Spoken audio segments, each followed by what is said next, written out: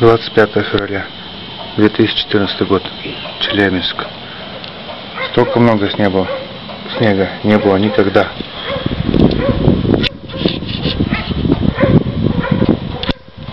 Колупаевка.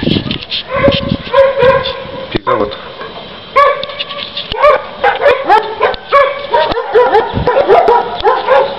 Собаки, суки.